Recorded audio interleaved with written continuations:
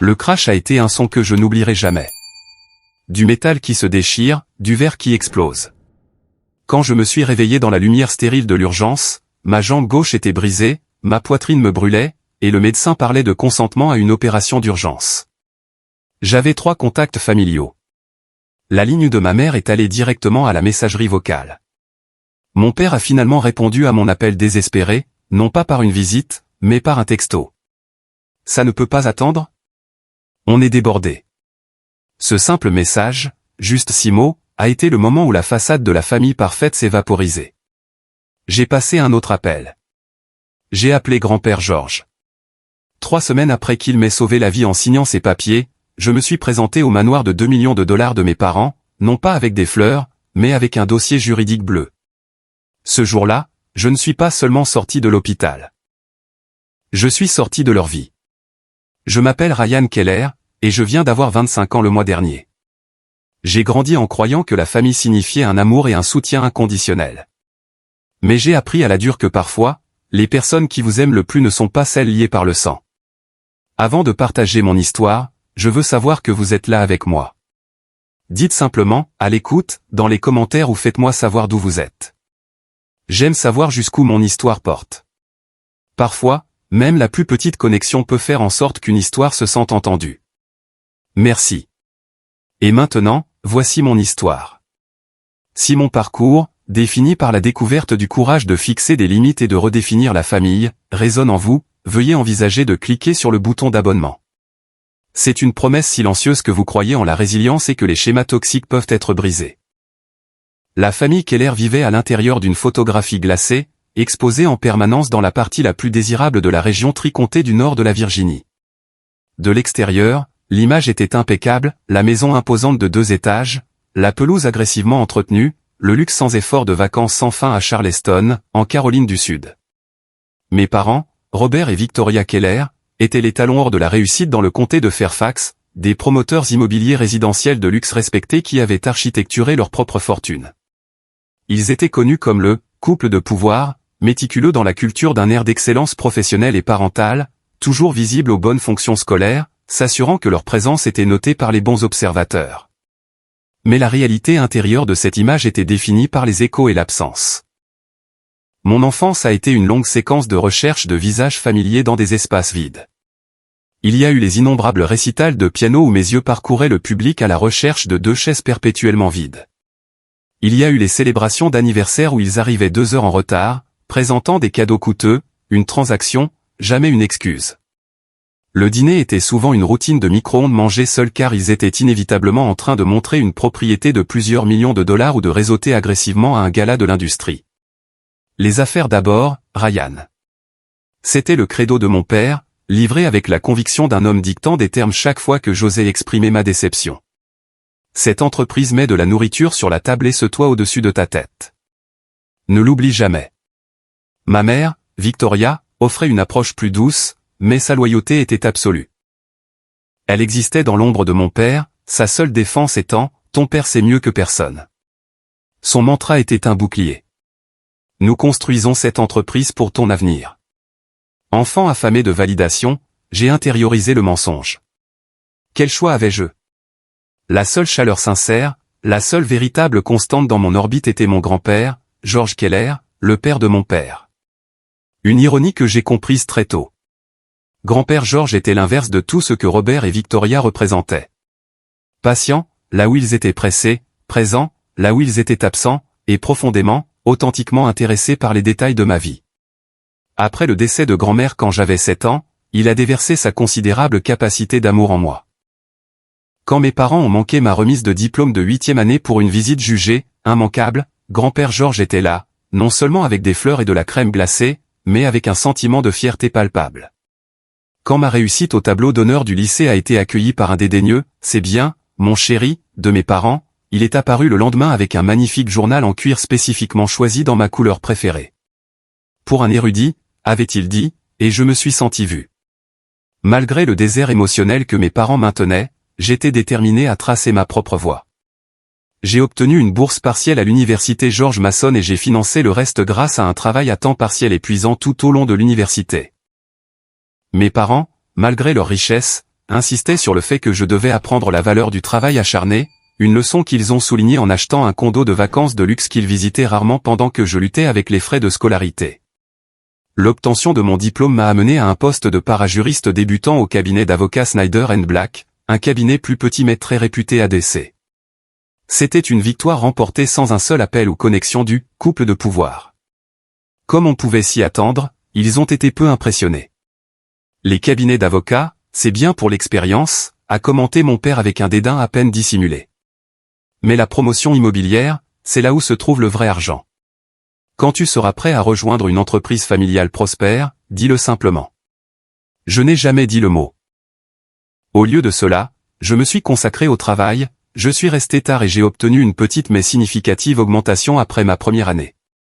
J'ai économisé de manière obsessionnelle et, 3 mois avant l'accident, j'ai acheté ma première voiture, une Toyota Camry d'occasion avec 70 000 miles, payée entièrement avec mon propre argent. C'était une rébellion silencieuse. Quand je l'ai conduite chez eux, mon père l'a immédiatement rejetée.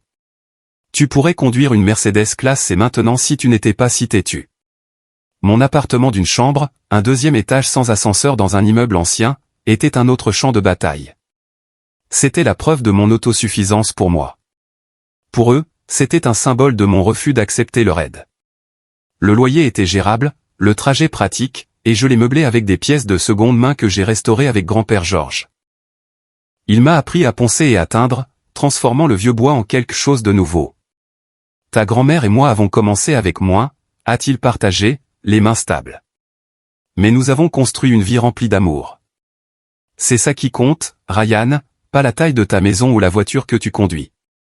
Mon voisin Ethan, un ambulancier à l'hôpital Innova Fairfax, est rapidement devenu un ami. Nous partagions un café ou un vin, échangeant des histoires sur des avocats exigeants et des patients difficiles. 2 semaines avant la rupture finale, j'ai eu une promotion, une augmentation de 15%, et un contact direct avec les clients. J'étais extatique. Mes parents? C'est bien, mon chéri, a dit ma mère en me pressant de raccrocher. Nous allons à une réunion avec des investisseurs pour notre expansion du centre-ville de Reston. On peut te rappeler. Ils ne l'ont jamais fait.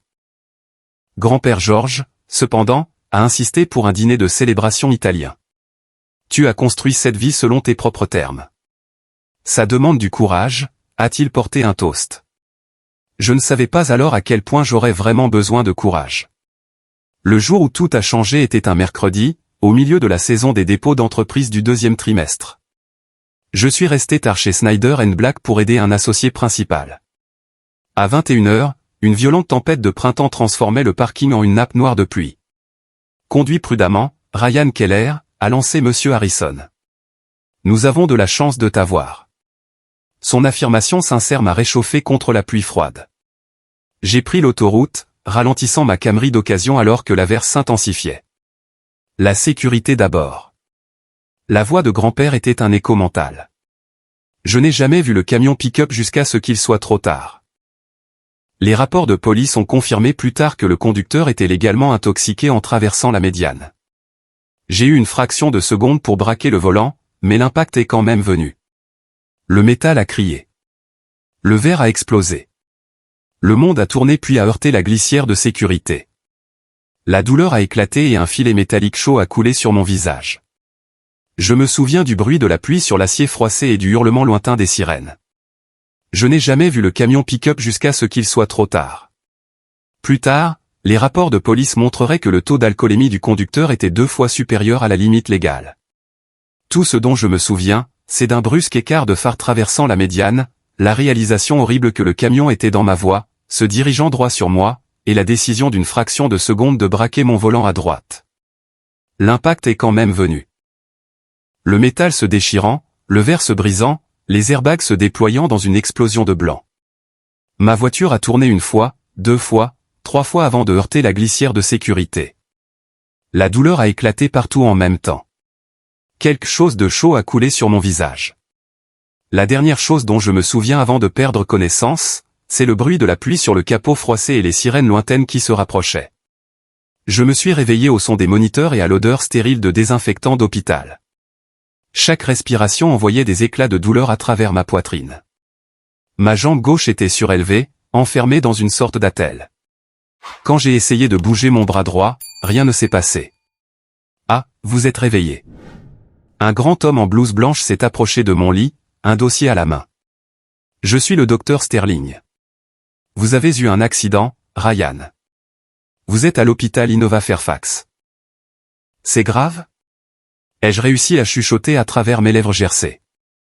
Vous avez 3 côtes cassées, un fémur fracturé, une épaule luxée et une commotion cérébrale, a-t-il répondu en vérifiant mes signes vitaux. Il y a aussi une hémorragie interne que nous devons traiter chirurgicalement. Vous avez en fait beaucoup de chance. Le conducteur qui vous a heurté n'a pas survécu. La nouvelle m'a frappé comme une autre collision. Quelqu'un était mort. J'ai fermé les yeux, essayant de traiter cela pendant que le docteur Sterling continuait d'expliquer mon état. L'hémorragie interne est notre principale préoccupation en ce moment. Nous devons vous opérer dans les prochaines heures. Cependant, il y a une complication avec le protocole d'anesthésie. J'ai forcé mes yeux à s'ouvrir, essayant de me concentrer sur ces paroles à travers le brouillard des analgésiques.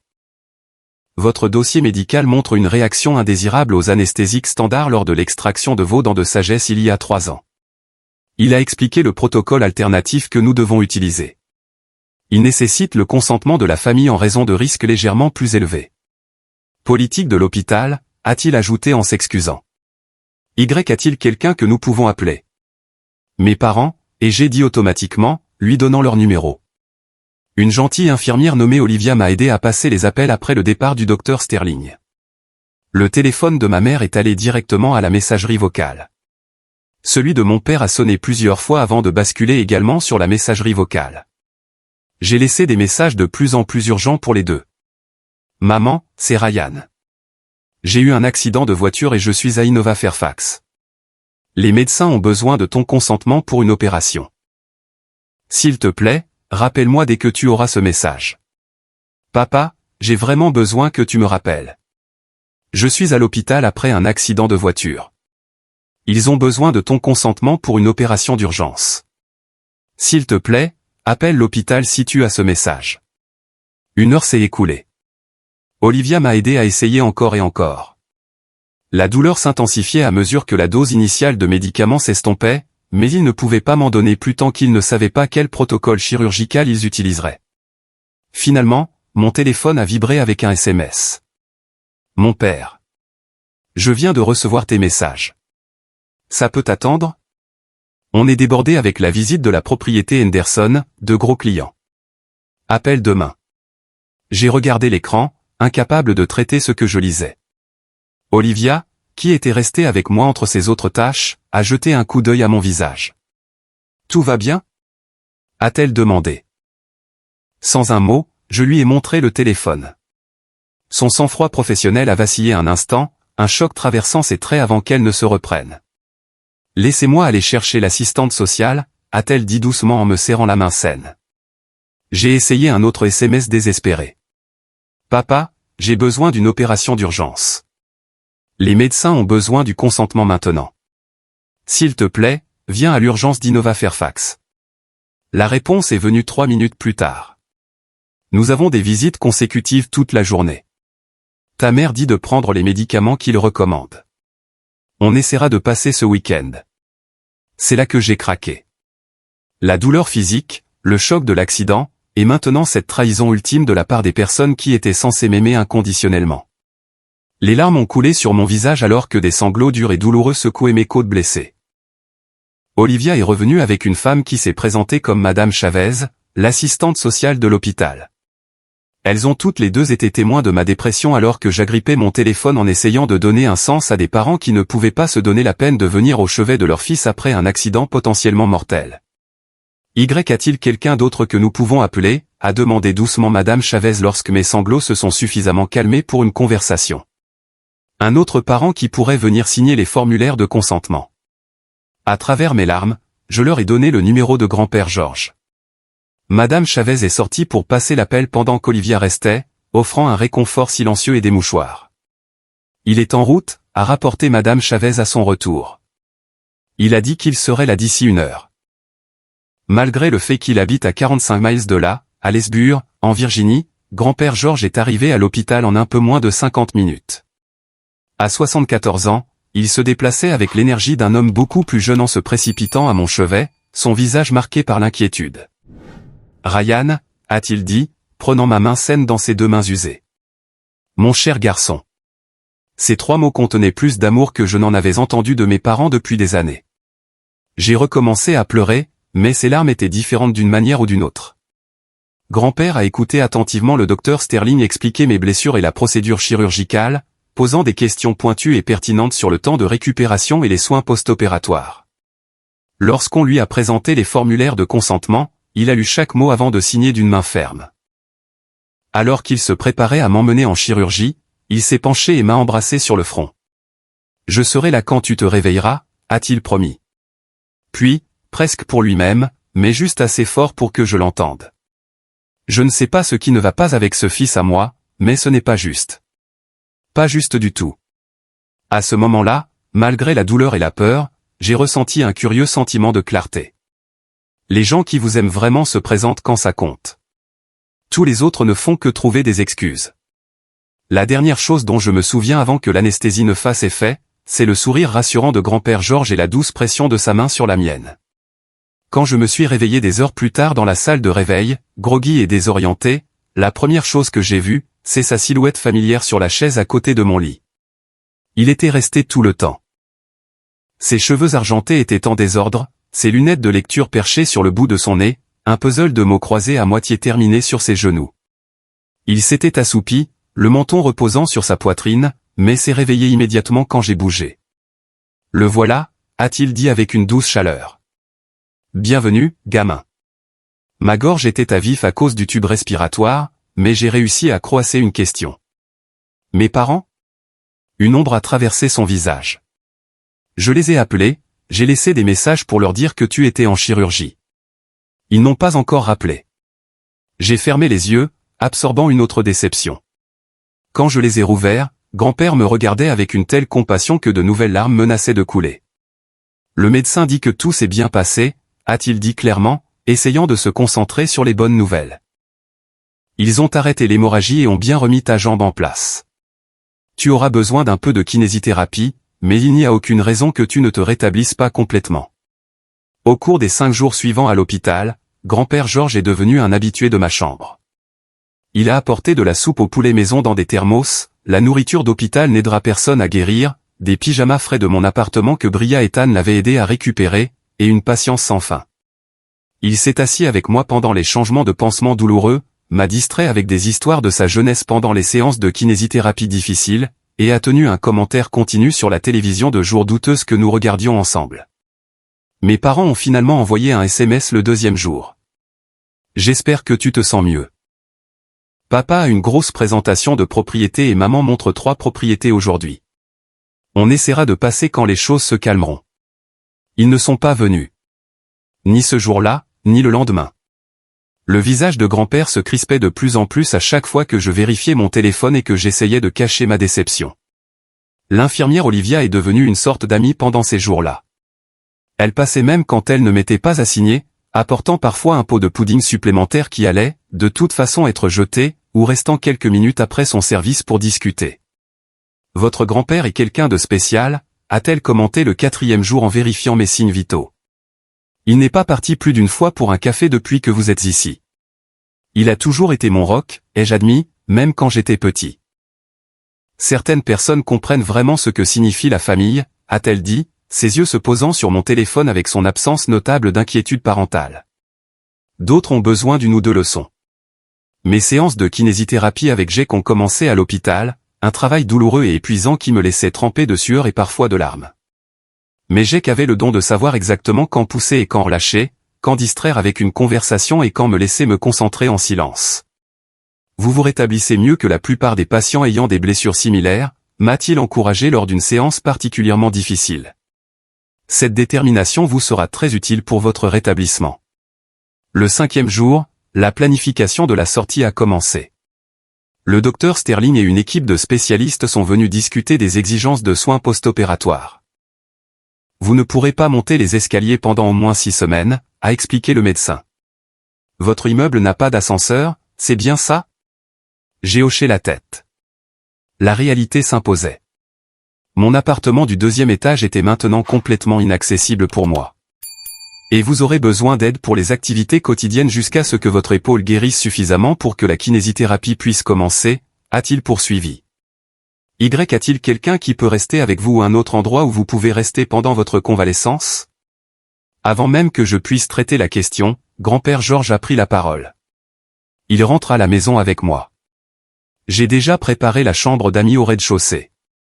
L'assistante sociale, Madame Chavez, a eu l'air préoccupée. Monsieur Keller, s'occuper de quelqu'un avec ses blessures est assez exigeant. À votre âge.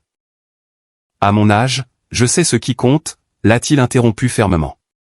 J'ai peut-être 74 ans, mais je suis en excellente santé. Ma maison est de plein pied avec seulement 2 marches à l'entrée pour lesquelles je peux construire une rampe temporaire. Je suis à la retraite et je n'ai rien d'autre à faire que d'être là pour mon petit-fils. Sa certitude ne laissait aucune place à la discussion. Madame Chavez a hoché la tête, prenant des notes dans son dossier. Ce n'est qu'après le départ de l'équipe médicale que mon téléphone a finalement sonné avec le numéro de mes parents. Pendant un instant, l'espoir a jailli que peut-être ils avaient enfin réalisé la gravité de la situation. J'ai mis l'appel sur haut-parleur pour que grand-père puisse entendre aussi. Ryan, c'est maman. Papa et moi avons pensé à ta situation, et nous voulons que tu saches que nous sommes désolés de ne pas avoir pu venir te voir encore. Ce marché de printemps est juste follement occupé. Aucune question sur mon état. Aucune mention de l'opération, juste des excuses. Le médecin dit que j'ai besoin d'un endroit pour me rétablir, ai-je dit, luttant pour garder ma voix stable. Je ne peux pas retourner à mon appartement à cause des escaliers. Oh. Une pause, puis une conversation étouffée. Je ne pouvais pas distinguer. Eh bien, ma chérie, tu sais, notre emploi du temps est si imprévisible avec les visites et les journées portes ouvertes, et la chambre d'amis est pleine de meubles de mise en scène en ce moment. Nous ne sommes tout simplement pas équipés pour accueillir quelqu'un avec des besoins médicaux. Le visage de grand-père s'est assombri, mais il est resté silencieux, me laissant gérer l'appel. C'est bon, ai-je dit, me surprenant de voir à quel point le rejet me faisait peu de mal après tout le reste. Grand-père a proposé de me laisser rester avec lui. Oh, eh bien, c'est probablement mieux comme ça, alors. Papa te dit qu'on essaiera de passer dimanche si la journée portes ouvertes se termine assez tôt. Ils ne sont pas venus ce dimanche-là, ni le suivant. Déménager dans la maison de plein pied de grand-père Georges à Lesbure, c'était comme entrer dans une étreinte chaleureuse après des années dans le froid. Il avait transformé sa chambre d'amis en un havre de convalescence avec des oreillers supplémentaires pour l'élévation, un petit réfrigérateur rempli d'eau et de jus, une télévision qu'il avait déplacée de sa propre chambre, et une cloche, pour les urgences seulement, mais n'hésite pas si tu as besoin de moi. Nos journées se sont installées dans un rythme doux. Les matins commençaient avec grand-père apportant le petit déjeuner sur un plateau, il faut des protéines pour guérir, avant de m'aider à aller à la salle de bain et à travers les routines d'hygiène de base qui étaient humiliantes mais nécessaires compte tenu de mes blessures. Des infirmières à domicile venaient 3 fois par semaine pour vérifier mes progrès et j'arrivais pour des séances de kinésithérapie à domicile qui augmentaient progressivement en intensité. Les soirées étaient mon moment préféré. Après le dîner, que grand-père insistait pour cuisiner malgré mes offres de commander à emporter, nous regardions de vieux films ou jouions aux cartes. Il m'a appris le pinocle et le backgammon, des jeux d'avant que vous, les jeunes, n'ayez des téléphones pour vous divertir. Parfois, nous parlions simplement, ces histoires peignant des images vives d'une autre époque. C'est lors d'une de ces conversations du soir, environ 2 semaines après mon arrivée, que grand-père s'est finalement ouvert sur mon père.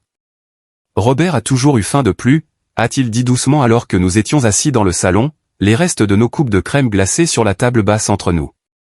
Même enfant, s'il avait un jouet, il en voulait 2. Si son ami avait un vélo, il lui en fallait un meilleur. J'ai écouté, reconnaissant le schéma qui s'était poursuivi à l'âge adulte. Ta grand-mère et moi avons essayé de lui apprendre la gratitude, d'apprécier ce qu'il avait plutôt que de toujours regarder vers la prochaine chose. Mais certaines leçons ne prennent pas, il a soupiré, regardant les photos de famille sur sa cheminée.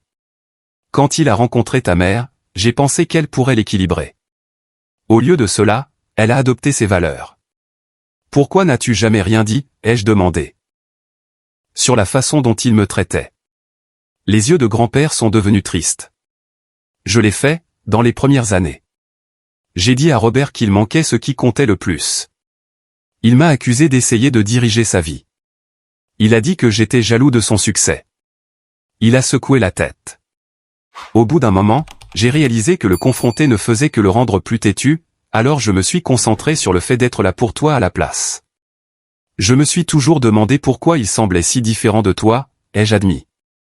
Je m'inquiète depuis des années d'avoir échoué d'une manière ou d'une autre à l'élever, a avoué grand-père, la vulnérabilité gravant des rides plus profondes sur son visage usé. Et que je ne lui ai pas enseigné les bonnes valeurs. Mais en te voyant, Ryan, comment tu as tourné malgré leur négligence, peut-être que je n'ai pas complètement échoué. À ce moment-là, j'ai réalisé que notre guérison n'était pas seulement physique. Il y avait des blessures plus anciennes qui étaient traitées dans cette maison tranquille, des blessures qui avaient suppuré pendant des années, recevant enfin l'attention qu'elles méritaient. 2 semaines après être venu séjourner chez mon grand-père, mes parents ont finalement fait leur apparition. Ils sont arrivés dans la Mercedes classe C supérieure de mon père, apportant un ballon générique, bon rétablissement, et une boîte de chocolat avec l'étiquette de prix de la pharmacie encore attachée. La visite avait clairement été une pensée après coup, coincée entre d'autres engagements. La maison a l'air plus petite que dans mon souvenir, a commenté mon père en entrant, jetant un coup d'œil autour de lui avec un jugement à peine dissimulé. Tout le monde n'a pas besoin de 4000 pieds carrés pour être heureux, Robert, a répondu doucement mon grand-père, bien que j'aie perçu la pointe dans sa voix. Ma mère a fait semblant de s'inquiéter, s'agitant avec ma couverture et posant des questions superficielles sur ma convalescence. Mon père faisait les 100 pas dans le salon, vérifiant sa montre à plusieurs reprises. « Miso, quand pense-t-il que tu pourras reprendre le travail ?» a-t-il demandé, coupant court à mon explication sur les progrès de la kinésithérapie. « Tu ne veux pas perdre ce travail, aussi petit soit-il. Les médecins disent au moins un autre mois avant qu'un temps partiel ne soit possible, ai-je expliqué. Mon cabinet a été compréhensif. Il garde mon poste. 1 mois. Il a eu l'air sincèrement choqué. Ça semble excessif pour quelques os cassés. Il a failli mourir, Robert, a dit doucement mon grand-père.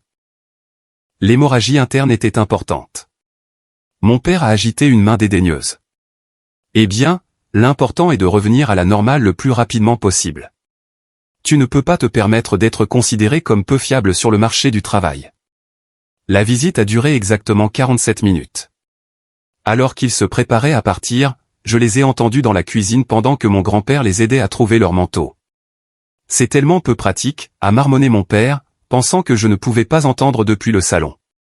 On aurait pu avoir besoin de son aide pour les visites de printemps. Au moins, ton père s'en occupe, a répondu ma mère. Peux-tu imaginer s'il s'attendait à rester avec nous, avec notre emploi du temps? Ils sont partis avec des promesses creuses de prendre des nouvelles bientôt et de vagues mentions d'un éventuel passage le week-end suivant. La porte s'était à peine refermée derrière eux que mon grand-père est retourné dans le salon, son expression soigneusement neutre. Ils veulent bien faire, a-t-il offert, bien qu'aucun de nous ne l'ait cru. Vraiment, ai-je demandé doucement. Il n'a pas eu de réponse. Le lendemain a apporté une nouvelle inquiétude. Le courrier que la Luneta Nafruse avait ramassé de mon appartement comprenait plusieurs factures médicales et relevés d'assurance. Malgré une bonne assurance maladie par le biais de mon employeur, l'accident générait des coûts substantiels. Le conducteur ivre qui m'avait heurté n'était pas assuré, ce qui compliquait encore les choses. Alors que je triais les documents étalés sur la table de la salle à manger, la réalité de ma situation financière est devenue de plus en plus claire. Entre les factures médicales, le loyer continu pour un appartement que je ne pouvais pas utiliser, les paiements de voiture pour un véhicule qui était maintenant une perte totale, et les dépenses de la vie courante, mes modestes économies ne dureraient pas longtemps, et je ne pourrais pas retourner au travail avant au moins un autre mois. On trouvera une solution, m'a assuré mon grand-père quand il m'a trouvé en train de regarder les chiffres avec consternation. Une étape à la fois. Je passais des appels à ma compagnie d'assurance le lendemain quand j'ai découvert quelque chose de troublant. Le représentant a mentionné des communications qu'ils avaient eues avec mes parents concernant ma réclamation. Je suis désolé, quelle communication, ai-je demandé, confuse. Selon nos notes, vos parents nous ont contactés 3 jours après l'accident pour discuter des options de règlement, a expliqué le représentant. En tant que bénéficiaire de votre police, il s'informait sur la manière dont les fonds seraient décaissés. De la glace s'est formée dans mon estomac. Des bénéficiaires? Je ne les ai jamais inscrits comme bénéficiaires. Une pause sur la ligne. Ils sont inscrits ici comme contact secondaire et mandataire financier, autorisés il y a environ 2 ans. Il y a 2 ans, lorsque j'avais commencé au cabinet d'avocat, et que mon père m'avait aidé à mettre en place mon ensemble d'avantages sociaux. Il avait insisté sur le fait que c'était compliqué et avait proposé de m'accompagner. J'avais été reconnaissant de son aide, ne soupçonnant jamais qu'il s'ajouterait, lui et ma mère, comme mandataire financier à mon insu. Une enquête plus approfondie a révélé qu'ils avaient été en contact régulier avec mes compagnies d'assurance maladie et automobile, se positionnant pour gérer tout règlement ou paiement. Ils avaient même contacté la direction de mon immeuble pour résilier mon bail, compte tenu des circonstances. Les mains tremblantes, je les ai appelés directement. Pour une fois, mon père a répondu à la première sonnerie. « Ryan, j'allais justement t'appeler. Bonne nouvelle sur le front de l'assurance. Je pense qu'on peut les amener à offrir un règlement raisonnable pour ta voiture. Pourquoi êtes-vous inscrit comme bénéficiaire sur mes polices, ai-je demandé, allant droit au but. Une pause. Eh bien, c'est juste pratique. Tu es jeune. Tu ne comprends pas comment ces choses fonctionnent. Les compagnies d'assurance essaient de minimiser les paiements. Elles ont besoin de traiter avec quelqu'un qui connaît le système. Quelqu'un comme un promoteur immobilier sans formation juridique. Je n'ai pas pu empêcher la pointe d'ironie dans ma voix. Maintenant, Ryan, ne sois pas ingrat. Ta mère et moi essayons de t'aider. Ces factures médicales vont être substantielles. Nous pensons que tu devrais envisager de rentrer à la maison où nous pourrons garder un œil sur tes finances jusqu'à ce que tu sois de nouveau sur pied. La vérité m'a frappé comme un coup physique. Vous voulez le contrôle de l'argent de mon règlement. Ne sois pas ridicule, a-t-il lancé. Mais il y avait quelque chose dans son ton qui a confirmé mon soupçon. Nous sommes tes parents. Nous veillons à tes intérêts. À quoi prévoyez-vous d'utiliser l'argent, papa, ai-je insisté. Une autre pause, plus longue cette fois. Si tu dois le savoir, on nous a présenté une opportunité d'étendre l'entreprise. Un deuxième bureau à Reston Town Center. Le timing est parfait, mais nous avons besoin de capitaux supplémentaires. Alors, vous prévoyez d'utiliser mon règlement d'assurance pour l'expansion de votre entreprise. Ma voix s'est élevée malgré la douleur que cela causait à mes côtes en guérison. C'est une entreprise familiale, Ryan, a-t-il dit comme s'il expliquait à un enfant. Tout ce que nous faisons te profite à long terme. Cet accident, aussi malheureux soit-il, a présenté une opportunité opportune. J'ai raccroché sans un autre mot. Puis je me suis assis sur le canapé de mon grand-père et j'ai sangloté jusqu'à ce que ma poitrine me fasse mal et que ma gorge soit à vif. Toutes les années de négligence émotionnelle se sont cristallisées dans cette trahison finale. Mes propres parents ont vu mon expérience de mort imminente comme une opportunité financière pour eux-mêmes. Mon grand-père m'a trouvé là, recroquevillé sur moi-même malgré la douleur que cela causait à mes os en guérison. Que s'est-il passé, a-t-il demandé, alarmé par mon état. À travers des phrases entrecoupées, j'ai expliqué ce que j'avais découvert. Son visage est devenu de plus en plus orageux à chaque mot jusqu'à ce que je reconnaisse à peine mon doux grand-père dans l'homme en colère devant moi. Ça s'arrête maintenant, a-t-il dit quand j'ai fini, sa voix calme mais remplie de détermination. J'ai trop longtemps regardé passivement comment il te traitait. Je pouvais à peine respirer à travers la douleur et l'émotion, mais j'ai réussi d'une manière ou d'une autre à demander, que pouvons-nous faire? D'abord, tu te reposes, a-t-il dit en m'aidant à me rallonger contre les oreillers. Ensuite, demain, nous appellerons mon vieil ami Thomas. Il a pratiqué le droit de la famille pendant 40 ans avant de prendre sa retraite. Il saura exactement quelles mesures prendre. Alors que je m'endormais, épuisé, cette nuit-là, une pensée m'a apporté un étrange sentiment de paix. J'étais enfin prêt à me libérer du lien toxique qui s'était masqué en amour parental pendant 25 ans. Le juge à la retraite Thomas est arrivé chez mon grand-père le lendemain matin. Un homme grand et distingué aux cheveux argentés et aux yeux bleus vifs derrière des lunettes à monture métallique. Bien qu'il soit à la retraite depuis 5 ans, il portait une mallette en cuir et avait le regard vif et évaluateur que je reconnaissais chez les avocats de mon cabinet. Georges est mon ami depuis près de 50 ans, a-t-il expliqué alors que nous nous asseyions à la table de la salle à manger. Quand il a appelé à propos de votre situation, j'ai su que c'était sérieux. Il n'est pas du genre à exagérer. Pendant les 2 heures qui ont suivi, Thomas a écouté attentivement mon explication sur l'histoire avec mes parents, leur ingérence financière, et la situation actuelle avec les demandes d'assurance. Il a pris des notes méticuleuses, posant parfois des questions de clarification qui révélaient son expertise juridique. Ce que vous décrivez est un schéma préoccupant de contrôle financier et de fraude potentielle, a-t-il dit quand j'ai fini. Bien que vous soyez un adulte et que vous n'ayez pas besoin d'une émancipation légale au sens traditionnel, il y a des mesures que nous pouvons prendre pour séparer formellement vos finances de l'influence de vos parents. Il a esquissé plusieurs options, de la simple suppression de leur nom en tant que bénéficiaire à des notifications juridiques plus complètes qui les empêcheraient de revendiquer une quelconque autorité sur mes affaires. L'aspect le plus préoccupant est leur accès non autorisé à vos comptes, a noté Thomas. Cela franchit plusieurs limites légales, en particulier s'ils se positionnaient pour détourner des fonds à votre insu ou sans votre consentement. Nous avons élaboré un plan en plusieurs étapes. Premièrement, je devrais examiner tous mes documents financiers pour identifier chaque compte auquel ils pourraient avoir accès. Ensuite, nous créerions de nouveaux comptes dans différentes institutions où ils n'avaient ni historique ni relation. Enfin, nous préparerions une notification juridique formelle de séparation financière à leur remettre, ainsi qu'à toutes les institutions financières concernées. Je recommanderais également de signer un nouveau document de procuration, a suggéré Thomas. Compte tenu de votre situation médicale récente, il est prudent d'habiliter quelqu'un de confiance à prendre des décisions si vous êtes frappé d'incapacité. Actuellement, en tant que vos plus proches parents, vos parents auraient une autorité par défaut dans de nombreuses situations. La suggestion était parfaitement logique. Je voudrais mon grand-père, ai-je dit immédiatement, en le regardant. Si vous êtes d'accord.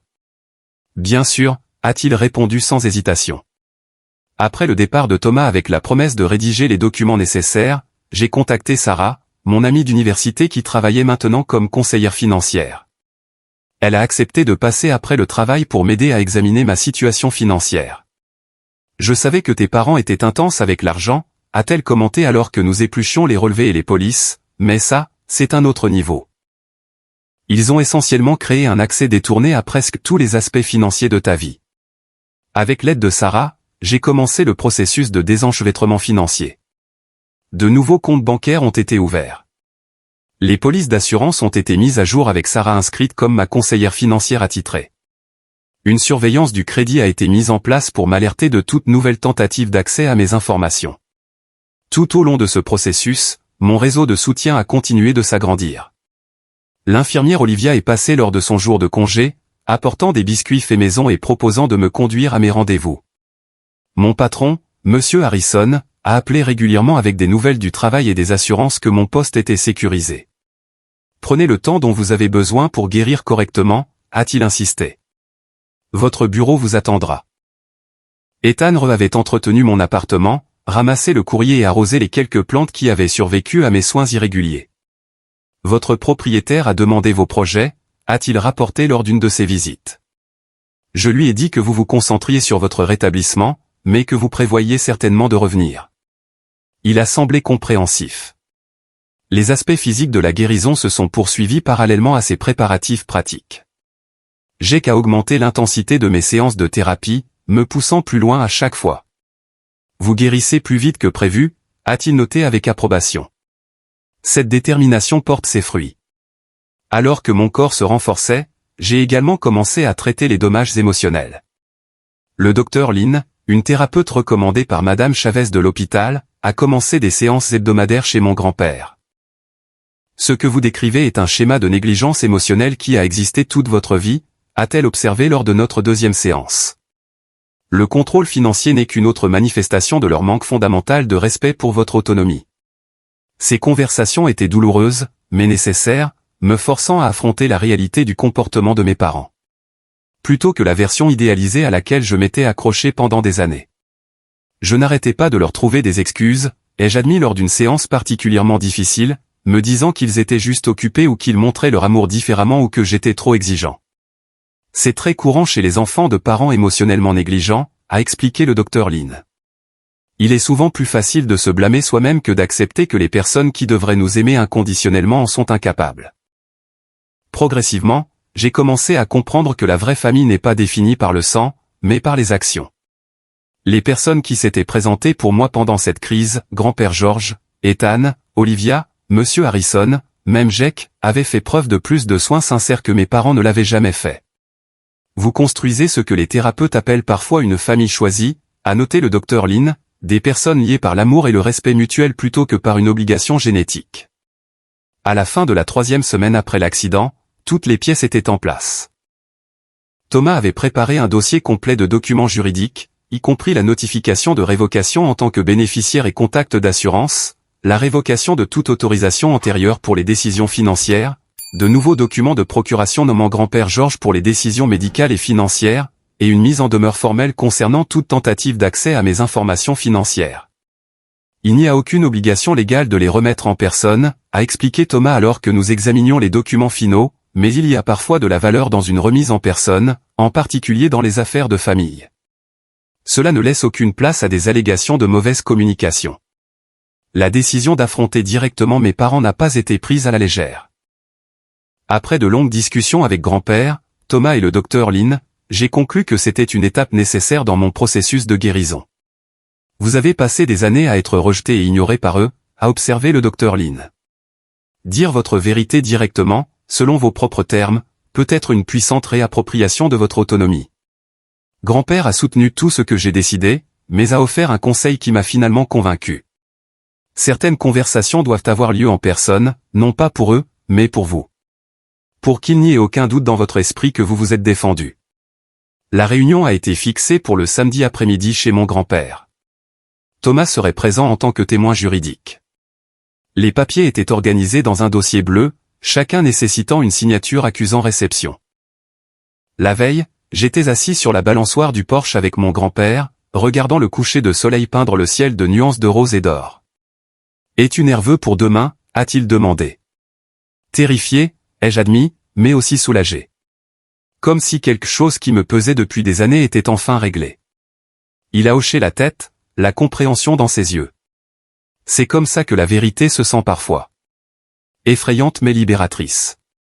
Et s'ils refusent de signer ou font une scène? Alors ils auront montré leur vrai visage une fois de plus, a-t-il dit simplement. Et vous saurez encore plus certainement que vous prenez la bonne décision. Alors que les étoiles commençaient à apparaître dans le ciel qui s'assombrissait, j'ai réalisé que j'étais prêt à me défendre d'une manière que je n'avais jamais eue auparavant. Non pas avec colère ou vengeance, mais avec la force tranquille de quelqu'un qui comprend enfin sa propre valeur. 3 semaines jour pour jour après mon accident, j'étais assis dans le salon de mon grand-père, attendant l'arrivée de mes parents. Ma convalescence physique avait remarquablement progressé. J'étais passé d'un fauteuil roulant à des béquilles. La douleur à mon épaule s'était atténuée en une douleur sourde, et l'incision chirurgicale cicatrisait proprement. La préparation émotionnelle avait été plus difficile, mais tout aussi nécessaire. Le dossier bleu contenant les documents juridiques était posé sur la table basse entre nous. Thomas était arrivé 30 minutes en avance pour revoir la procédure une dernière fois. « Souviens-toi, tu ne demandes pas la permission, ouah, m'a-t-il rappelé. Tu les informes de décisions déjà prises. Reste calme, sois direct, et ne te laisse pas entraîner dans des justifications ou des disputes. » Grand-père avait arrangé les meubles pour créer un cadre formel. J'étais assis dans un fauteuil face à la porte, avec grand-père et Thomas positionnés légèrement derrière moi de chaque côté. L'arrangement n'était pas accidentel. Il représentait physiquement le soutien que j'avais maintenant. Quand la sonnette a retenti à 20 heures précises, mon cœur a bondi dans ma gorge. Grand-père a doucement serré mon épaule avant d'aller ouvrir. J'ai d'abord entendu la voix de mon père. « Papa, cette réunion formelle semble inutile. Si Ryan a besoin de discuter de quelque chose, un simple coup de fil aurait suffi. Certaines conversations méritent plus de respect qu'un coup de fil, Robert, a répondu grand-père, son ton neutre mais ferme. Mes parents sont entrés dans le salon avec l'air confiant de personnes habituées à contrôler chaque situation. Mon père portait sa tenue décontractée de travail, un pantalon kaki repassé et un polo avec le logo de son entreprise de promotion immobilière. Ma mère s'était habillée de manière plus formelle, en blazer et jupe crayon, comme si elle assistait à la clôture d'une propriété. Leurs expressions ont subtilement changé lorsqu'ils ont remarqué Thomas. Les yeux de mon père se sont plissés avec une suspicion immédiate. « De quoi s'agit-il » a-t-il demandé en me regardant directement. « Et qui est ce monsieur ?»« C'est le juge à la retraite Thomas, un professionnel du droit de la famille et un ami de grand-père, » ai-je répondu, gardant ma voix stable. « S'il vous plaît, asseyez-vous. » Ils ont échangé un rapide regard avant de prendre place sur le canapé en face de moi. Aucun d'eux n'avait demandé comment j'allais ni commenter ma mobilité améliorée. « Eh bien, les affaires doivent bien marcher si tu peux te permettre un avocat, » a dit mon père avec un sourire crispé. « Bien que je ne sois pas sûr de la raison pour laquelle tu aurais besoin d'un conseil juridique pour une discussion de famille. je vous ai demandé de venir aujourd'hui parce que nous devons aborder des questions importantes, ai-je commencé en ignorant son commentaire, plus précisément votre implication dans mes affaires financières à mon insu ou sans mon consentement. Le sourire de ma mère a vacillé. Je ne sais pas ce que tu veux dire, mon chéri.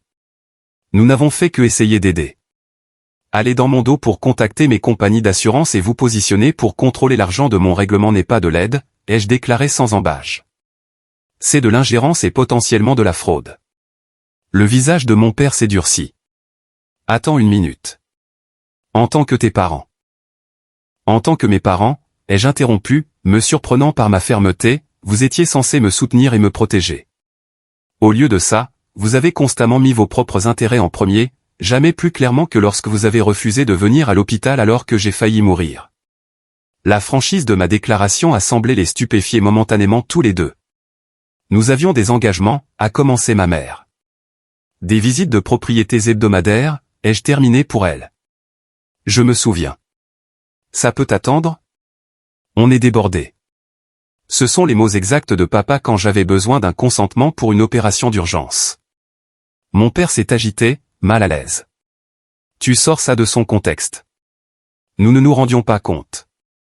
Peu importe ce que vous avez réalisé ou non, ai-je dit. Ce qui compte, c'est ce que vous avez fait, ou plutôt ce que vous n'avez pas fait, et ça fait partie d'un schéma qui a existé toute ma vie. J'ai tendu la main vers le dossier bleu et je l'ai posé sur la table basse entre nous, le faisant glisser vers eux. Ces documents officialisent la séparation de nos affaires financières. Ils vous retirent tous les deux en tant que bénéficiaires et contactent sur toutes mes polices d'assurance, mes comptes bancaires et mes affaires juridiques. Ils révoquent toutes les autorisations antérieures que vous auriez pu avoir pour agir en mon nom. Et ils nomment grand-père Georges comme mon mandataire pour les décisions médicales et financières si je devais devenir incapable à l'avenir. Mon père n'a pas touché le dossier. Au lieu de cela, son visage a rougi de colère. C'est ridicule. Nous sommes tes parents. Être parent, c'est plus que de la biologie, ai-je répondu calmement. C'est être présent quand ça compte. C'est mettre les besoins de son enfant avant les siens. C'est quelque chose que j'ai plus ressenti de la part de grand-père au cours des 3 dernières semaines que de l'un de vous en 25 ans. Les yeux de ma mère se sont remplis de larmes. Tu ne peux pas penser ça. Tout ce que nous avons fait a été pour toi, pour ton avenir. Non, ai-je dit doucement mais fermement. Ça a été pour vous-même. Même cet accident est devenu une opportunité pour l'expansion de votre entreprise. Vous avez vu ma tragédie comme une aubaine financière pour vous-même. Mon père s'est levé brusquement. Je ne vais pas rester ici et me faire accuser par mon propre fils. C'est absurde. Ton grand-père t'a clairement empoisonné contre nous. Grand-père, qui était resté silencieux jusqu'à présent, a pris la parole. Robert, ton fils a failli mourir. Pendant que tu montrais des maisons, j'étais assis dans une salle d'attente d'hôpital, priant pour qu'il survive à l'opération. Pendant que tu développais ton entreprise, je l'aidais à traverser la kinésithérapie. Il ne s'agit pas de moi ou de ce que j'ai dit. Il s'agit de ce que tu as fait, ou n'as pas fait, pour ton propre fils. Reste en dehors de ça, papa, a claqué mon père. Ça a toujours été ton problème, de penser que tu sais mieux que tout le monde. Eh bien, nous avons bâti une entreprise prospère sans ton approbation ni ton aide. Il ne s'agit pas de l'entreprise, suis-je intervenu, ramenant le sujet. Il s'agit de notre relation et des limites que j'établis maintenant. J'ai besoin que vous examiniez et signiez ces documents accusant réception. Et si nous refusons, à défier mon père. Thomas a parlé pour la première fois. Les documents seront toujours juridiquement contraignants et seront déposés de manière appropriée. Votre signature ne fait qu'accuser réception. Le refus de signer n'annule pas leur validité. Mon père l'a regardé fixement avant de se retourner vers moi. Alors, c'est comme ça que tu nous rembourses pour tout ce que nous avons fait, 25 ans à subvenir à tes besoins, à te donner des opportunités, à construire une entreprise qui aurait pu assurer ton avenir. Ces mots m'auraient autrefois rempli de culpabilité. Maintenant, je les reconnaissais pour ce qu'ils étaient, de la manipulation. Je ne fais pas ça pour vous faire du mal, ai-je dit sincèrement. Je le fais pour me protéger et pour établir des limites saines. J'aimerais toujours avoir une relation avec vous deux, mais elle doit être basée sur le respect mutuel. Du respect ? Mon père a ri amèrement. Tu nous tends une embuscade avec des documents juridiques et tu parles de respect. Oui, du respect, ai-je affirmé. Le genre qui signifie que l'on demande avant de se désigner comme bénéficiaire de l'assurance de quelqu'un d'autre. Le genre qui signifie que l'on se présente à l'hôpital quand son fils est gravement blessé. Le genre que j'ai dû trouver ailleurs parce qu'il n'était pas disponible chez vous. Ma mère a tendu la main vers le dossier avec des mains tremblantes. Regardons simplement ce qu'il demande, Robert.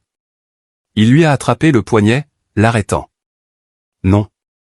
C'est de la manipulation émotionnelle. Ne vois-tu pas qu'il est contrarié par l'accident et qu'il se déchaîne? J'ai pris une profonde inspiration, me calmant. Je ne me déchaîne pas. J'ai mûrement réfléchi à cela pendant plusieurs semaines. Ces décisions ne sont pas prises sous le coup de la colère, mais par instinct de conservation. J'ai croisé son regard directement. Et elles ne sont pas négociables. Quelque chose dans mon ton a dû transmettre ma résolution car l'expression de mon père a changé, la colère laissant place à quelque chose comme du choc. Tu es sérieux à ce sujet? A-t-il dit, pas tout à fait une question. Complètement. La pièce est tombée dans le silence pendant plusieurs longs moments. Finalement, mon père a tendu la main vers le dossier, parcourant les documents avec une agitation croissante. C'est excessif, a-t-il bégayé, de nous retirer complètement de tout. Qu'est-ce qui se passe si tu as besoin d'aide à l'avenir? J'ai de l'aide, ai-je dit, en jetant simplement un coup d'œil à grand-père. Une vraie aide qui vient sans condition ni arrière-pensée. Le visage de mon père a rougi davantage. Espèce d'ingrat. Il s'est interrompu, mais le mot est resté en suspens dans l'air entre nous. Je suis très reconnaissant, ai-je corrigé doucement. À tous ceux qui se sont réellement présentés pour moi. À grand-père qui a tout laissé tomber pour être à mes côtés. À mes amis et collègues qui ont pris de mes nouvelles tous les jours. À mon équipe médicale qui m'a sauvé la vie. J'ai beaucoup appris sur la gratitude récemment, et sur où elle est vraiment méritée. C'était le tournant. Mon père m'a regardé comme s'il me voyait pour la première fois, non pas comme une possession ou une extension de lui-même, mais comme une personne indépendante avec sa propre agence et sa propre détermination. Grand-père s'est légèrement penché en avant. Robert, ton fils ne demande pas ton approbation. Il t'informe de sa décision. Tu peux l'accepter avec grâce ou non, mais ça ne changera pas le résultat. Mon père a regardé de moi à grand-père et vice-versa. Puis, d'un mouvement saccadé, il a attrapé un stylo de sa poche et a signé chaque document où Thomas l'indiquait, sa signature rageuse et audacieuse à travers les pages. Il a tendu le stylo à ma mère, qui a signé plus hésitante, des larmes coulant sur ses joues. C'est ce que tu voulais, a exigé mon père en repoussant le dossier sur la table. Nous renier légalement? Non, ai-je dit honnêtement. Ce que je voulais, c'était des parents qui m'aimaient assez pour me mettre en premier quand ça comptait. Ce que je voulais, c'était ne jamais avoir besoin de ces documents. Mais on n'a pas toujours ce qu'on veut. C'est quelque chose que j'ai appris très jeune. Il s'est levé brusquement. Je ne te reconnais plus. Ce n'est pas le fils que nous avons élevé. C'est peut-être ça le problème, ai-je répondu doucement. Peut-être que le fils que vous avez élevé a finalement réalisé qu'il mérite mieux. Ma mère s'est levée plus lentement, tamponnant ses yeux. Et Ryan, s'il te plaît, reconsidère. On peut arranger ça en famille. J'espère qu'on le pourra, ai-je dit, sincèrement. Mais ce sera à de nouvelles conditions, avec des limites claires et un respect mutuel. Allons-y, Victoria, a dit sèchement mon père. Il n'y a plus rien à discuter ici. Alors qu'il se dirigeait vers la porte, mon père s'est retourné une dernière fois. Quand tu réaliseras quelle erreur c'est, ne t'attends pas à ce qu'on t'accueille à bras ouverts. La loyauté familiale va dans les deux sens. Oui, ai-je convenu. C'est le cas. C'est précisément le problème. La porte s'est refermée derrière eux avec un clic décisif. Dans le silence soudain, j'ai réalisé que mes mains tremblaient. La confrontation que je redoutais depuis des semaines était terminée, et j'avais tenu bon. Grand-père a traversé la pièce et s'est assis à côté de moi, passant doucement un bras autour de mes épaules. Je suis si fier de toi, a-t-il dit simplement. Pour la première fois depuis des semaines, j'ai eu l'impression de pouvoir vraiment respirer. Quoi qu'il arrive ensuite, je l'affronterai selon mes propres termes. La maison semblait étrangement paisible après le départ de mes parents. Thomas est resté pour une tasse de café, passant en revue ce qui s'était passé et s'assurant que tous les documents étaient correctement signés. Tu as géré ça remarquablement bien, a-t-il dit avant de partir. Tenir tête à sa famille est souvent la chose la plus difficile à faire. Cette nuit-là, l'épuisement m'a rattrapé. Le bilan émotionnel de la confrontation, combiné à mon corps encore en guérison, m'a laissé complètement vidé. Pourtant, quand je me suis finalement endormi, c'était plus profond et plus reposant que n'importe quelle nuit depuis l'accident. Je me suis réveillé le lendemain matin avec un sentiment inconnu qui m'a pris plusieurs instants à identifier. La liberté. Tu as l'air différent aujourd'hui, a observé mon grand-père en apportant notre café du matin habituel. Plus en paix. Je me sens différent, ai-je admis, comme si j'avais posé quelque chose de lourd que je portais toute ma vie. Le travail pratique de reconstruction de ma vie a commencé immédiatement. Sarah est passée cet après-midi-là pour aider à finaliser la séparation financière. Nous avons fermé d'anciens comptes et en avons ouvert de nouveaux dans différentes institutions, mis en place des paiements de factures automatiques pour mon appartement et mes frais médicaux, et créé un budget qui me soutiendrait jusqu'à la fin de ma convalescence. Tu es en meilleure forme que beaucoup de clients que je vois, m'a-t-elle assuré en examinant les chiffres. Tes habitudes d'épargne ont été solides, et ta cote de crédit est excellente. Une fois que le règlement de l'assurance arrivera, tu auras un bon coussin. Une fois mes finances sécurisées, je me suis tourné vers ma situation de logement. Mon équipe médicale m'avait autorisé à reprendre une vie indépendante d'ici un autre mois, à condition d'avoir un appartement accessible. Mon appartement du 2e étage ne fonctionnerait pas avec mes limitations de mobilité continue. Ethan est intervenu de manière inattendue. Le logement du rez-de-chaussée de votre immeuble vient de se libérer, a-t-il rapporté lors d'une de ses visites. Il est légèrement plus grand que votre logement actuel, mais seulement $20 de plus par mois. J'ai déjà parlé au propriétaire, et il est prêt à le garder pour vous si vous voulez le voir. L'appartement était parfait, un 2 pièces avec de larges portes, pas de marche, et une petite terrasse plutôt qu'un balcon. J'ai signé le bail la semaine suivante, l'emménagement étant prévu après ma prochaine évaluation médicale.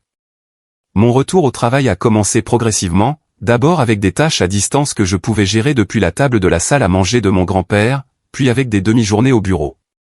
Une fois ma restriction de conduite levée, M. Harrison et les autres associés m'ont accueilli chaleureusement, ayant aménagé un poste de travail adapté à mes limitations physiques continues. Vos compétences organisationnelles nous ont manqué, m'a dit M. Harrison lors de mon premier jour de retour. Le système de classement est devenu un chaos complet sans vous. Tout au long de cette période de transition, mes parents ont gardé leur distance. Un seul SMS de ma mère est arrivé 2 semaines après notre confrontation. Nous espérons que tu te sens mieux. La porte est ouverte quand tu seras prêt à t'excuser. Je n'ai pas répondu. Le docteur Lin m'a aidé à traiter mes sentiments sur leur incapacité continue à comprendre les problèmes fondamentaux. Ils offrent un amour conditionnel, a-t-elle expliqué lors d'une de nos séances. La condition étant que vous acceptiez leur version de la réalité et votre place en son sein. Ce n'est pas une base saine pour une relation. Au lieu de me concentrer sur leur absence, j'ai investi dans l'approfondissement des liens avec ma famille choisie. Les dîners du week-end avec mon grand-père sont devenus un rituel sacré, même après que j'ai emménagé dans mon nouvel appartement. Ethan et moi avons découvert un amour commun pour les films classiques et avons instauré une soirée cinéma hebdomadaire. Olivia m'a présenté son groupe de randonnée, qui m'a accueilli pour leur sentier plus facile à mesure que ma mobilité s'améliorait. 6 mois après l'accident, une lettre inattendue de ma mère est arrivée. Contrairement à son SMS, ce message avait un ton différent. Cher Ryan, j'ai beaucoup réfléchi depuis notre dernière rencontre. Bien que ton père reste blessé et en colère, j'ai commencé à remettre en question certains de nos choix au fil des ans. L'urgence nous a envoyé ton dossier médical complet de l'accident. En le lisant, en voyant à quel point nous avons failli te perdre alors que nous montrions une maison qui, au final, ne s'est même pas vendue, cela m'a forcé à affronter des vérités inconfortables. Je ne demande pas encore le pardon. Je ne pense pas l'avoir mérité. Mais j'aimerais avoir l'occasion de parler, juste nous deux, si tu es d'accord. Sans ordre du jour, sans attente. Avec amour, maman. J'ai partagé la lettre avec mon grand-père et le docteur Lin, qui m'ont tous deux encouragé à envisager cette ouverture tout en maintenant mes limites. Les gens peuvent changer, a dit pensivement mon grand-père. Pas tout le monde, mais c'est possible. Ta mère a toujours eu plus de capacité d'introspection que ton père. Après mûre réflexion, j'ai accepté de rencontrer ma mère dans un lieu neutre, un café à mi-chemin entre nos maisons. La conversation a été maladroite au début, nous naviguant tous les deux avec précaution sur un territoire inconnu où les anciens schémas ne s'appliquaient plus. J'ai rejoint un groupe de soutien, a-t-elle révélé après que nous ayons épuisé les banalités sur la météo et son jardin. Pour les parents brouillés avec leurs enfants adultes. Les histoires que j'ai entendues, certaines semblaient trop familières. Elle a fixé sa tasse de café. Je n'ai pas aimé me voir dans ces histoires. Ce n'était pas une excuse explicite, mais c'était quelque chose que je n'avais jamais vu d'elle auparavant. De la vulnérabilité, une volonté de considérer son propre rôle dans notre relation endommagée. Papa ? Ai-je demandé, sans avoir besoin d'élaborer. Elle a soupiré. Il n'est pas prêt. Il ne le sera peut-être jamais. Son orgueil. Elle s'est interrompue, puis a redressé les épaules. Mais je suis ici pour moi-même, pas en tant que sa représentante. Nous avons convenu d'un contact limité occasionnel, un déjeuner une fois par mois. Pas de discussion sur les questions financières, pas de pression pour plus que ce avec quoi j'étais à l'aise. C'était un début, timide et fragile, mais réel. Ma convalescence physique a progressé au-delà de ce que mes médecins avaient initialement prédit.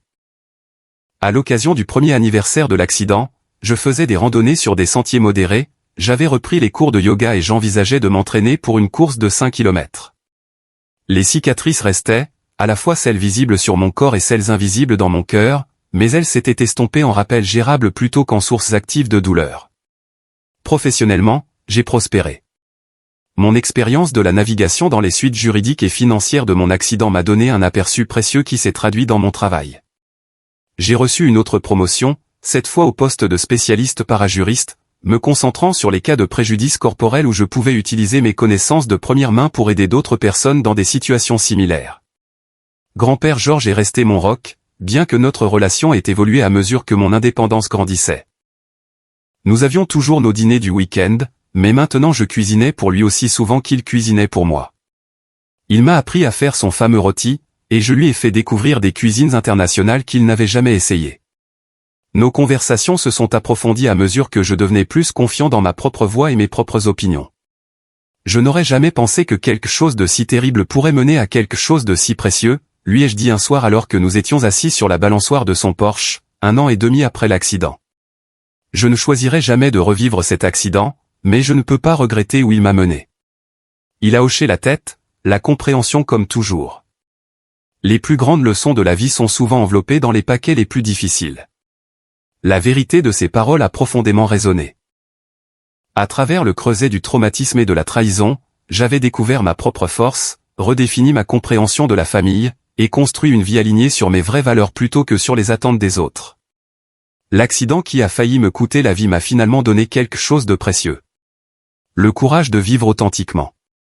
De reconnaître que la famille est définie par les actions, pas par le sang. De comprendre que parfois la réponse la plus saine aux relations toxiques est de créer de la distance. Et de savoir avec une certitude absolue que j'étais capable de me débrouiller seul, même si cela signifiait être seul. Mon parcours depuis ce jeune homme terrifié et trahi dans un lit d'hôpital jusqu'à la personne confiante et sûre d'elle que je suis aujourd'hui n'a pas été facile ni direct. Il y a eu des revers et des jours difficiles, des moments de doute et un deuil persistant pour la relation parentale que j'avais toujours voulu mais que je n'ai jamais vraiment eu. Mais chaque défi a renforcé ma résolution de créer une vie définie par des liens authentiques et un respect mutuel. Alors que je regarde vers l'avenir maintenant, je ne me sens plus contraint par d'anciens schémas ou obligations. Les papiers que j'ai présentés à mes parents ce jour-là ont fait plus que séparer légalement nos finances. Ils représentaient ma déclaration d'indépendance émotionnelle, mon engagement à me valoriser même lorsque les autres ne le faisaient pas. C'est la leçon que j'espère que d'autres tireront de mon histoire. Parfois, la chose la plus courageuse que vous puissiez faire est de reconnaître quand une relation vous nuit et de prendre des mesures pour vous protéger. Parfois, l'action la plus aimante est de fixer des limites qui vous permettent de vous épanouir. Et parfois, la famille qui compte vraiment est celle que vous vous construisez. Personne par personne, connexion par connexion, choix par choix. N'oubliez pas que votre valeur n'est pas déterminée par la façon dont les autres vous traitent, mais par la façon dont vous choisissez de vous traiter vous-même. Prenez soin de vous. Je me souviens du bruit de la pluie sur l'acier froissé et du hurlement lointain des sirènes. Puis plus rien que du noir, un rideau miséricordieux tiré sur la douleur déchirante. J'ai refait surface lentement, me ramenant à la conscience contre l'odeur stérile et écrasante d'un hôpital. Une odeur qui se traduit immédiatement par de la vulnérabilité. Les moniteurs qui bipaient étaient la bande sonore de ma nouvelle réalité. Chaque respiration superficielle envoyait un éclat de douleur aiguë et immédiat à travers mes côtes. Ma jambe gauche était immobilisée, lourde et étrangère, et quand j'ai essayé de fléchir mon bras droit, il n'y a eu qu'une douleur sourde et insensible. Un grand homme en blouse blanche impeccable, le docteur Sterling, s'est approché, son dossier servant de barrière entre nous. Vous êtes à l'hôpital Innova Fairfax, Ryan. Vous avez eu un accident. Les faits étaient brutaux. 3 côtes cassées, un fémur fracturé, une épaule luxée et une commotion cérébrale. Puis le coup de massue. Il y a aussi une hémorragie interne que nous devons traiter chirurgicalement. Vous avez en fait beaucoup de chance. Le conducteur qui vous a heurté n'a pas survécu. La nouvelle de la fatalité a été une nouvelle collision. J'ai fermé les yeux. Un tremblement silencieux m'a parcouru, essayant de traiter la mort au milieu de mon propre état brisé. La voix du docteur Sterling a traversé le brouillard, détaillant la nécessité urgente d'une opération dans les heures à venir. La complication, cependant, résidait dans mon ancien dossier médical, une réaction indésirable à une anesthésie standard il y a des années. Le protocole alternatif que nous devons utiliser nécessite le consentement de la famille en raison de risques légèrement plus élevés. Politique de l'hôpital, s'est-il excusé. Mon esprit, formé aux études juridiques, a immédiatement reconnu la règle dure et inflexible. Mes parents, ai-je chuchoté, le mot ayant un goût de cendre, en donnant automatiquement les numéros, un réflexe conditionné. L'infirmière Olivia, son attitude gentille mais efficace, m'a aidé à passer les appels après le départ du docteur Sterling. La ligne de ma mère a sonné une fois et est passée à l'enregistrement professionnel et étudié du « couple de pouvoir ». Celle de mon père a sonné plusieurs fois avant de faire de même. J'ai laissé des messages de plus en plus frénétiques, me concentrant sur les faits stériles. Accident, Innova Fairfax, consentement pour opération d'urgence. Le temps, atrocement élastique dans un lit d'hôpital, avançait. La dose initiale de médicaments s'estompait et la douleur s'intensifiait, une pression brûlante et crue dans ma poitrine que les infirmières ne pouvaient pas toucher sans autorisation. J'ai réessayé. Encore une fois, le silence. Puis le bourdonnement. Pas un appel, mais un SMS de mon père. J'ai regardé fixement, les mots nageant dans une mise au point écœurante. Je viens de recevoir tes messages. Ça peut attendre ? On est débordé avec la visite de la propriété Henderson, de gros clients. Appel demain. L'écran était une fenêtre sur le mépris absolu et désinvolte de ma vie. Olivia, debout à proximité, a jeté un coup d'œil à mon visage, son masque professionnel se dissolvant momentanément en un choc brut alors que je lui montrais silencieusement le téléphone. Elle n'a pas offert de réconfort ni de platitude. Elle a simplement serré ma main saine et a dit « Laissez-moi aller chercher l'assistante sociale ». Dans une dernière tentative désespérée de percer l'armure impénétrable de leur ambition, j'ai envoyé un autre SMS. « Papa, j'ai besoin d'une opération d'urgence. Les médecins ont besoin du consentement maintenant. S'il te plaît, viens à l'urgence d'Innova Fairfax. » La réponse a suivi en 3 minutes. Nous avons des visites consécutives toute la journée. Ta mère dit de prendre les médicaments qu'il recommande. On essaiera de passer ce week-end. La douleur physique a été éclipsée par une agonie interne écrasante. Ce n'était pas de la négligence. C'était la trahison ultime.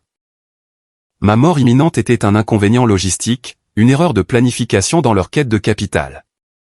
Les larmes sont venues, des sanglots durs et déchirants qui ont lacéré mes côtes blessées, mais cette fois, c'était des larmes de rage et de prise de conscience, pas de chagrin.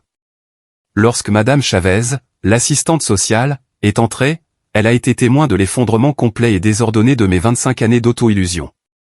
Quand mon souffle s'est finalement stabilisé, elle a posé la seule question restante. Y a-t-il quelqu'un d'autre que nous pouvons appeler ? À travers les fragments restants de mon sang-froid, je leur ai donné le numéro de grand-père Georges. Le contraste a été immédiat, cinématographique dans sa clarté. Malgré le fait qu'il habite à 45 miles de là, à Lesbure, en Virginie, grand-père Georges est arrivé en moins de 50 minutes. Il n'a pas marché.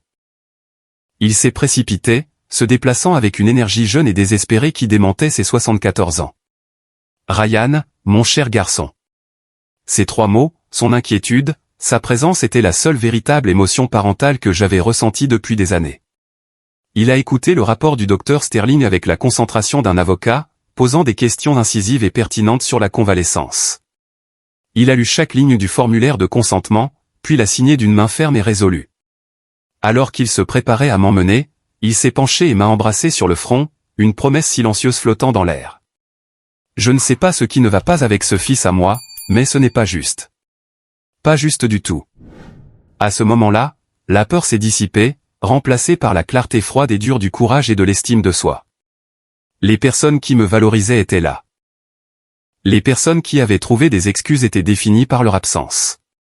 Des heures plus tard, en me réveillant groggy et désorienté en salle de réveil, la première chose que j'ai vue, c'est sa tête argentée, ses lunettes perchées précairement, somnolent sur la chaise à côté de mon lit. Il était resté, un point d'ancrage inébranlable. Il s'est réveillé dès que j'ai bougé. Le voilà. Bienvenue, gamin. Mon premier mot, rauque et désespéré, mes parents? L'ombre qui a traversé son visage était de la déception, non seulement pour moi, mais pour son propre fils. Je les ai appelés. Ils n'ont pas encore rappelé. J'ai absorbé la piqûre familière, mais elle manquait de son ancienne puissance. Les mots du médecin, rétablissement complet possible, étaient le point de mire positif, une feuille de route vers l'autonomie. Au cours des 5 jours suivants, grand-père Georges a été mon roc, une présence constante dans la chambre, apportant de la soupe maison et me distrayant des procédures douloureuses. La communication de mes parents s'est limitée à un seul SMS le 2e jour, plein d'excuses sur des présentations de propriétés et de vagues promesses de visite ce week-end. Des promesses qu'ils n'ont jamais tenues. L'infirmière Olivia, voyant le schéma, a commenté avec une résignation entendue, certaines personnes comprennent vraiment ce que signifie la famille. D'autres ont besoin d'une ou deux leçons. Ma kinésithérapie a commencé avec Jack, un thérapeute sans fioriture qui m'a poussé, reconnaissant la détermination qui alimentait ma guérison. Vous guérissez plus vite que la plupart, a-t-il noté. Ma force physique croissante reflétait une nouvelle résolution intérieure, mais la réalité de mon avenir immédiat a frappé durement le jour de ma sortie. Mon appartement du 2e étage était maintenant une forteresse d'escaliers inaccessibles. J'aurais besoin d'une assistance à plein temps. Avant même que je puisse exprimer mon désespoir, grand-père Georges a coupé court aux formalités. Il rentre à la maison avec moi. J'ai déjà préparé la chambre d'amis. Madame Chavez a hésité, citant son âge et les exigences des soins. À mon âge, je sais ce qui compte, a-t-il répondu, sa voix une déclaration absolue de soutien inconditionnel. Il a décrit sa maison de plain-pied à Lesbure, les plans pour une rampe. Sa certitude ne laissait aucune place à un argument juridique. Il était présent. Il se battait pour moi. L'insulte finale est arrivée juste au moment où l'équipe médicale est partie. Un appel de ma mère sur haut-parleur, plein de fausses inquiétudes. Elle a expliqué que leur chambre d'amis était actuellement pleine de meubles de mise en scène pour leur propriété. Nous ne sommes tout simplement pas équipés pour accueillir quelqu'un avec des besoins médicaux, a-t-elle conclu sans effort, transformant leur égoïsme en un problème logistique. Je n'ai rien ressenti cette fois, seulement une clarté froide. C'est bon, ai-je répondu. Grand-père a proposé de me laisser rester avec lui. Le soulagement dans sa voix était écœurant. Eh bien, c'est probablement mieux comme ça, alors. Ils ont promis une visite le dimanche, qui, comme on pouvait s'y attendre, n'a jamais eu lieu. J'ai alors réalisé que le rejet ne causait plus de douleur. Il a cimenté mon autonomie et ma nouvelle valeur par rapport aux liens matériels. Déménager dans la maison de ranch de mon grand-père, c'était entrer dans un sanctuaire bâti sur l'amour, pas sur le profit. C'est lors d'une soirée tranquille, 2 semaines après mon arrivée, qu'il s'est finalement ouvert sur mon père. Robert a toujours eu faim de plus, Ryan. S'il avait un jouet, il en voulait 2. J'ai essayé de lui apprendre la gratitude, mais certaines leçons ne prennent pas, il a avoué son propre échec, son visage calme et usé par le temps gravé de vulnérabilité. Je m'inquiète depuis des années de ne pas lui avoir enseigné les bonnes valeurs. J'ai alors réalisé que ma guérison était liée à la sienne. Dans cette petite maison, des blessures plus anciennes étaient enfin traitées. Des blessures qui avaient suppuré pendant des décennies. La véritable confrontation n'a pas commencé dans le salon, mais au téléphone. En examinant mon courrier, j'ai découvert une communication de ma compagnie d'assurance mentionnant mes parents. Ils avaient contacté l'assureur quelques jours après l'accident pour s'enquérir du versement du règlement, inscrit comme « mandataire financier ». Il y a 2 ans, lorsque mon père m'avait aidé avec mon ensemble d'avantages sociaux, il avait créé une porte dérobée. Il ne prenait pas de mes nouvelles. Il monétisait ma tragédie. Mon père, répondant au téléphone, a offert de « bonnes nouvelles » sur le règlement. Je l'ai coupé. Pourquoi êtes-vous inscrit comme bénéficiaire sur mes polices? Sa réponse défensive immédiate, tu es jeune. Tu ne comprends pas, n'a fait qu'alimenter ma juste colère. Le cœur de la trahison a été exposé. Il prévoyait d'utiliser mon indemnité d'assurance pour financer leur expansion à Reston Town Center. Cet accident, aussi malheureux soit-il, a présenté une opportunité opportune, a-t-il dit, traitant ma mort imminente comme un pivot commercial. J'ai raccroché et j'ai sangloté, l'aboutissement de 25 ans de négligence émotionnelle se solidifiant en cette vérité finale et indéniable. Ma mort imminente était leur opportunité financière. Grand-père Georges, voyant mon état, le visage orageux, a juré, ça s'arrête maintenant. J'ai trop longtemps regardé passivement. Le lendemain matin, le juge à la retraite Thomas est arrivé. Son analyse était clinique et accablante, un schéma préoccupant de contrôle financier et de fraude potentielle. Il a confirmé que mon chemin vers la liberté était la séparation juridique. Nous avons passé des heures à préparer les documents nécessaires, révocation de toutes les autorisations financières antérieures, nouvelle procuration nommant grand-père Georges, et une mise en demeure formelle. La scène était prête, non pas pour un plaidoyer, mais pour une déclaration d'indépendance émotionnelle et financière. La réunion, a conseillé Thomas, devait se faire en personne. Non pas pour eux, mais pour moi. Je devais dire ma vérité en personne pour réclamer mon autonomie. La confrontation a été programmée pour un samedi après-midi.